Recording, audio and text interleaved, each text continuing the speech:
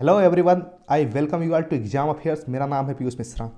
अगर आप defence exams, SSC, railways या किसी ऐसे एग्जाम्स की तैयारी कर रहे हैं जहां पे जियोग्राफी पूछा जाता है तो आप हमसे कनेक्ट हो सकते हैं। बस करना क्या होगा कि ये है हमारा चैनल एग्जाम अफेयर्स, इसको सब्सक्राइब कीजिए and press bell icon for the latest notifications. ये है सोलर सिस्टम का पार्ट 1 जहां पर मैंने सूर्य के बारे में ढंग से चर्चा की थी। आज भी यहीं से कंटिन्यू करेंगे और आज का टॉपिक होगा प्लैनेट्स। प्लैनेट्स में भी प्राइमरली मरकरी पे फोकस करेंगे। यहाँ पर मैं पिछले वीडियो का भी ओवरव्यू दे देता हूँ।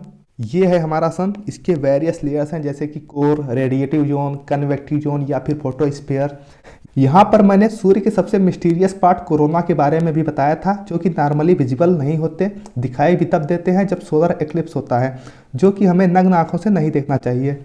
सो during a solar eclipse only this part of sun is visible.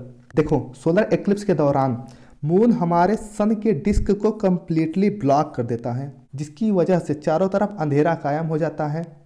अब आपको एक बात मालूम होगा कि जब अंधेरा होता है तो हमारी आंखों का प्यूपिल वाइडर या फैल जाता है और इस दौरान लाइट ज्यादा मात्रा में प्यूपिल से होके रेटिना तक पहुंचती है और चांसेस होते हैं कि रेटिना डैमेज हो जाए। इवेंचुअली ऐसा भी हो सकता है कि आप पूरी तरह से अंधे हो जाएं और पहली और आखिरी बार सूर्य ग्रहण का दर्शन हो। मेन सेशन को स्टार्ट करूं इससे पहले यह है एक सिंपल सा क्वेश्चन जो कि यूपी पीसीएस में पूछा गया है। इन दो टर्म्स के बारे में आपको पता होगा, लेकिन आप इन दो टर्म्स को लेकर कंफ्यूज हो सकते हैं। इसका जवाब नीचे आप कमेंट सेक्शन में दीजिए। इसका सही उत्तर मैं वीडियो के लास्ट में बताऊंगा। सो पहले बात करते हैं प्लैनेट्स की। आपको पता होगा कि सोलर सिस्टम में 8 प्लैनेट्स हैं। इन 8 प्लैनेट्स को कैटेगोरिकली 2 पार्ट्स में डिवाइड किया गया है, इनर प्लैनेट और आउटर प्लैनेट। इनको इनर प्लैनेट कहा जाता है और इनको आउटर प्लैनेट कहा जाता है। एस्टेरॉइड्स बेल्ट इनर और आउटर प्लैनेट को 2 भागों में डिवाइड करता है। इस साइड के इनर प्लैनेट्स हैं और इस साइड के आउटर प्लैनेट्स हैं। मरकरी, वीनस, अर्थ और मार्स को इनर प्लैनेट कहा जाता है, जैसा कि ये सूर्य और एस्टेरॉइड्स बेल्ट्स के बीच में पाए जाते हैं। इन्हें टेरेस्ट्रियल प्लैनेट भी कहते हैं, जिसका मतलब होता है अर्थ की तरह, क्योंकि ये अर्थ की तरह रॉक्स और मेटल्स के बने होते हैं और डेंसिटी भी रिलेटिवली ज़्यादा होती है। इनका सरफेस अर्थ के माउंटेन्स और डेजर्ट्स जैसा ही होता है। बचे हुए 4 प्लैनेट्स जुपिटर, सैटर्न, यूरेनस और नेपच्यून आउटर प्लैनेट्स हैं। इन्हें जोवियन प्लैनेट भी कहा जाता है। जोवियन का मतलब होता है जुपिटर जैसा।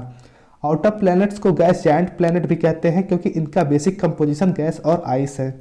इनका एटमॉस्फेयर, जो कि हाइड्रोजन और हीलियम का बना होता है, बहुत डेंस होता है। एक और ख़ास बात है कि ये प्लैनेट्स रिंग सिस्टम के साथ होते हैं। अब तक आपको समझ में आ गया होगा कि इनर प्लैनेट्स में अर्थ सबसे इम्पॉर्टेंट है और आउटर प्लैनेट में जुपिटर।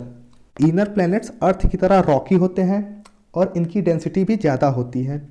एक बात याद रखना, अर्थ की डेंसिटी सबसे ज़्यादा है और उसके बाद मरकरी की। प्लैनेट्स में सबसे कम डेंसिटी सैटर्न की है, तो मरकरी।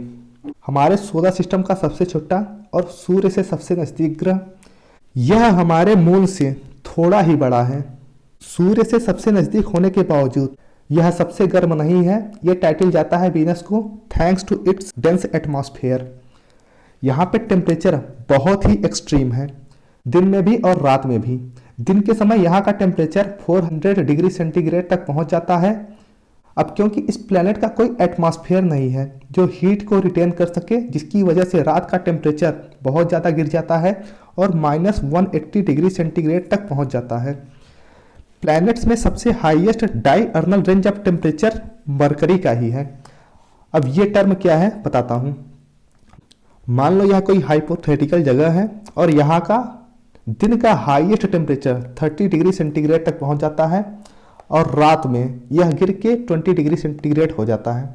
तो यहाँ पे रेंज ऑफ टेम्परेचर कैसे निकालेंगे? इसको सिंपली सब्सट्रैक्ट कर देंगे, हाईएस्ट माइनस लोएस्ट, तो ये कितना हो जाएगा? 10 डिग्री सेंटीग्रेड। मरकरी के केस में दिन का हाईएस्ट टेम्परेचर 400 डिग्री सेंटीग्रेड से भी ज़्यादा हो जाता है और रात में यह गिर कर -180 डिग्री सेंटीग्रेड तक पहुँच जाता है। तो अगर हम इसको सब्सट्रैक्ट करेंगे तो क्या होगा? ये 580 डिग्री सेंटीग्रेड तक पहुंच जाएगा, मतलब कि 550 डिग्री सेंटीग्रेड से भी ज़्यादा हो जाएगा।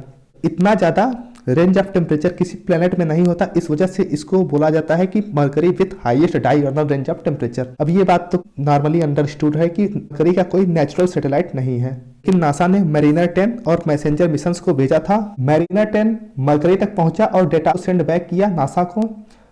मैसेंजर नासा का एक रोबोटिक स्पेस प्रोब मिशन है जिसका काम था मरकरी के केमिकल कंपोजिशन, जियोलॉजी और मैग्नेटिक फील्ड को स्टडी करना।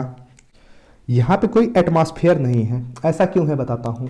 मरकरी सूर्य से सबसे नज़दीक है, जिसकी वजह से यह इतना गर्म है कि गैसेस सॉलिड पार्टिकल्स में कंडेंस ही नहीं हो पाई।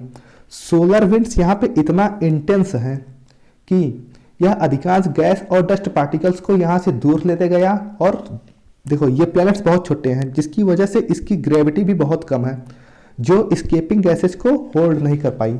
सो ये सिंपल रीजन था कि इसका एटमॉस्फेयर क्यों नहीं है।